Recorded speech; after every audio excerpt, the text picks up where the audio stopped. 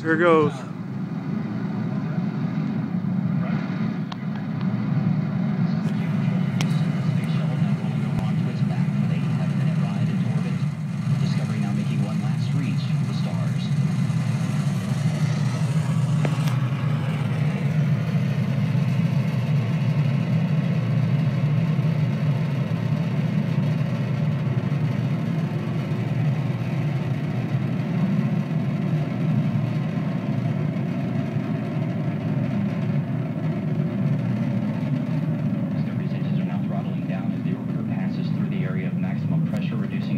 on the shuttle as it goes supersonic.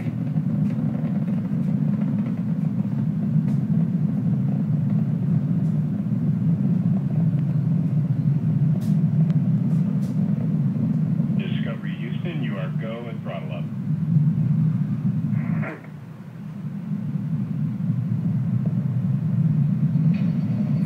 Commander Steve Lindsay acknowledging the call from Capcom Charlie Hoba as Discovery's 3 main engines throttle back up. Lindsay is joined on the flight deck by pilot Eric Bowen, mission specialist Al Drew, and Nicole Stott.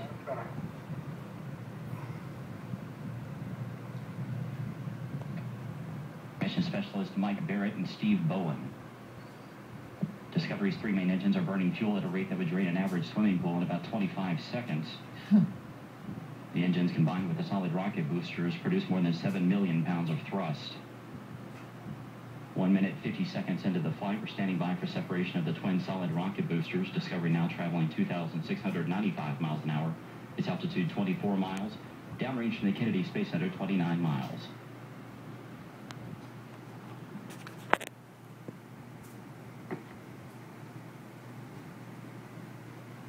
There they go.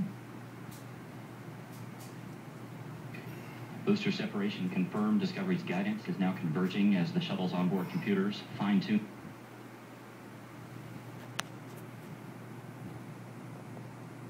Two minutes, 25 seconds into the flight, Discovery traveling 3,100. Well, I don't know about you, but I just got goosebumps watching that happen.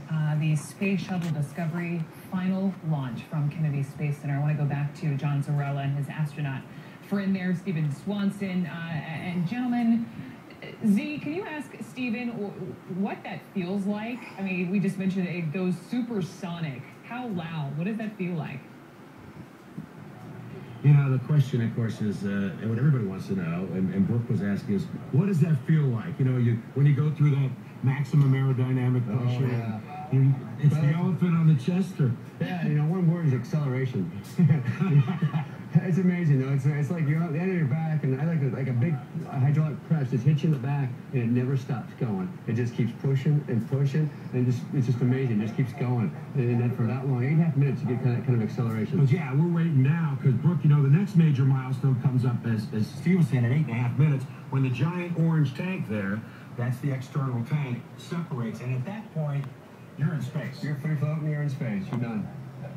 Well, what's the moment of what's the moment of weightlessness? What does that feel like?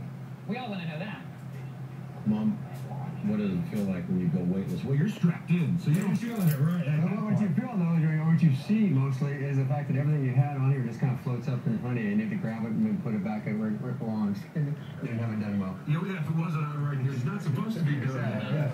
I imagine they are. You know, Brooke. Yeah, I imagine they're very much so strapped in. Return. Z, hang on, because I think we're going to quickly turn around. We have the moment of liftoff. Do we have that, guys? Let's play that. 1. Booster ignition and the final liftoff of Discovery. A tribute to the dedication, hard work, and pride of America's space shuttle team. The shuttle has cleared the tower. We heard him in mission control, dedication, hard work, pride. And from what I understand, talking to an astronaut just a moment ago, it takes 2 days for this crew to get all the way up to the International Space Station where they're headed, and they're headed up there for this 11-day mission. John, what is the mission once they get up there?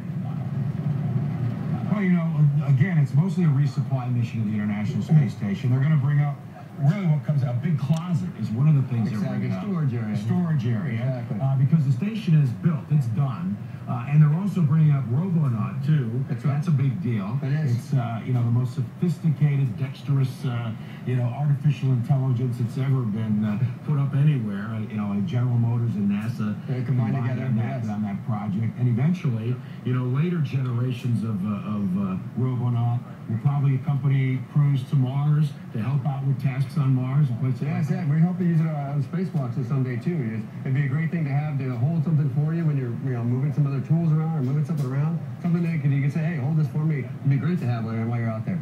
Yeah, and so there are a tremendous amount. The fact of the matter, Brooke, is we're looking at the end of an era here. Yes. This is it. We're not going to see a lifting body like this probably in our lifetimes again. That can do this and then return safely here. This is it. The Shuttle is an amazing vehicle. I mean, what it can do is fantastic, but it can't take us out of low Earth orbit. No. Well, I know I've got to let you two go. What it can do is just amazing. It is amazing. I got to let you go because I have a feeling folks in Situation Room want you to stand by because I know Wolf Blitzer will want to talk to you about this historic moment as well. But my thanks to Stephen Swanson and to you, John Zarella, for that. And how about that? We just watched the 39th voyage liftoff Space Shuttle Discovery. It's hugely significant, not just for this space shuttle, but the entire fleet, because these are the final liftoffs we will be seeing this year. And that does it for me here in Atlanta. I'm Brooke Baldwin, now Wolf Blitzer in Washington with the Situation Room.